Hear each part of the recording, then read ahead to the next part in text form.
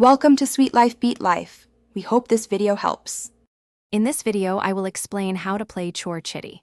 This classic Indian game, also known as Raja Mantri Chor Sipahi, is perfect for 4 players.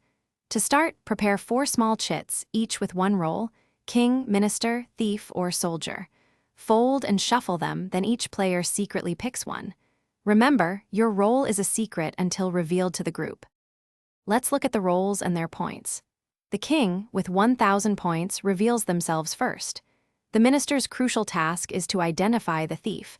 A correct guess earns them 800 points. The soldier, who gets 500 points, assists the king.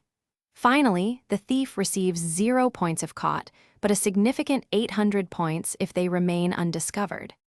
A round begins with the king asking the minister to identify the thief.